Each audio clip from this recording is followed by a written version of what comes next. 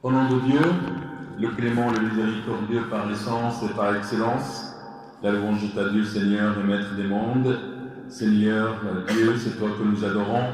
Seigneur Dieu, bénis et accorde tes bienfaits en abondance à Mohammed sallallahu alayhi wa sallam, ainsi que sa famille, de même que tu as béni et accordé tes bienfaits à Ibrahim et sa famille, donc les habitants des univers. Ô hommes, craignez votre Seigneur, le séisme qui précédera l'heure est une chose terrible. Le jour où vous le verrez, toute nourrice oubliera ce qu'elle allaitait et toute femelle enceinte avortera de ce qu'elle portait, et tu verras les gens ivres alors qu'ils ne le sont pas, mais le châtiment d'Allah est dur. Chers frères et sœurs, je vous salue avec le salut de l'islam. Et le salut de l'islam, assalamu alaikum wa rahmatullah. Le thème de ce premier vendredi de ce mois béni, le mois de Ramadan, c'est les bonnes nouvelles, les vertus de ce mois. Mais on va élucider 4 des bonnes nouvelles, en espérant Allah subhanahu wa ta'ala qu'il nous guidera à bien profiter de ce mois.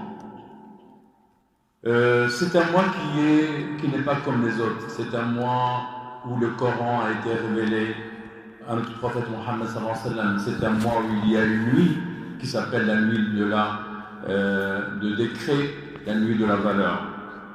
Après quelques jours, après quelques heures, le Ramadan s'envole et part comme les nuages, comme s'il n'a jamais été. Le sage, c'est celui qui sait en profiter des jours et des nuits de ce mois béni, avec la lecture du Coran, sa méditation, le rappel et les bienfaisances envers les gens, car c'est Ramadan, le mois de pardon, le mois de la miséricorde, le mois où le croyant convoitise, désire en profiter au maximum. Ramadan est une porte, des portes du bien, porteur avec plusieurs bonnes nouvelles. Je vais évoquer 4 bonnes nouvelles pourvu qu'Allah nous aide à être sincères dans notre jeûne, sincères dans les veillées spirituelles nocturnes. La plus importante des bonnes nouvelles, c'est se sentir qu'Allah nous aime et à reporter notre échéance afin d'être présent à vivre ce mois de Ramadan par le jeûneur et de veiller ses nuits. Combien de personnes désireuses empêchées par la mort alors qu'ils étaient avec nous le Ramadan dernier et qui sont sous la terre ce Ramadan. Combien de personnes l'attendaient avec impatience et la maladie vient l'entraver à jeûner. C'est pour cela que nos ancêtres vertueux invoquaient Allah 6 mois qu'ils assistaient au mois de Ramadan. Et puis ils l'imploraient, c'est-à-dire Dieu, 6 mois après pour que Dieu agrée leur jeûne. L'imam Malik, radiyallahu anhu, pendant le mois de Ramadan, il fait une trêve. Il ne répond pas aux jurisconsultants. Il s'adore, il se donne à la lecture du Coran et à l'évocation d'Allah subhanahu wa ta'ala et au rappel de Dieu. La seconde bonne nouvelle, le Ramadan est un mois de rappel à la crainte révérentielle, fait bouger dans l'ego des musulmans cette piété révérentielle qu'il portait à mettre en lui et en le rappelant au châtiment d'Allah comme une protection, c'est-à-dire le mois de Ramadan. Allah l'exalté soit-il a dit: ô vous qui avez cru, le jeûne vous a été prescrit comme il l'a été aux communautés qui vous ont précédé. Peut-être atteindriez-vous la piété.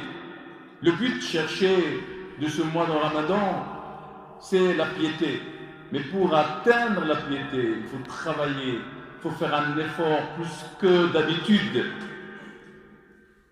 La troisième bonne nouvelle, le mois de Ramadan, c'est une occasion de se rattraper, de rectifier le mire, ce qui s'est passé les 11 mois qui sont passés. On a eu des hauts et bas dans les actes d'adoration, et aujourd'hui, grâce au mois de Ramadan, une augmentation et pourquoi pas une absolution de nos péchés. Le prophète sallallahu alayhi wa sallam a dit: les 5 prières et la vendredi au vendredi et le ramadan au ramadan sont des absolutoires entre eux si on évite les grands péchés. La définition du mois de Ramadan vient de la racine du sable qui est chaud et qui fait brûler les pieds. Et donc le Ramadan vient avec ses œuvres, avec ses ressources pour le musulman, afin de brûler ses mauvaises actions. Et enfin, donc la 4e des bonnes nouvelles, il y en a beaucoup, mais pour des raisons de temps, on ne va pas tout analyser. L'ambiance du Ramadan, l'ensemble d'actes d'adoration, la proximité d'Allah et les invocations, ce sont des causalités de l'affranchissement du feu de l'enfer. Chers frères et sœurs, veuillez protéger votre temps et profiter au max, multiplier davantage de qiyam, c'est-à-dire les veillées spirituelles et l'aumône, le lien de parenté, et de demander le pardon auprès de nos frères et sœurs. Et enfin, je voudrais terminer par 3 recommandations, s'il vous plaît.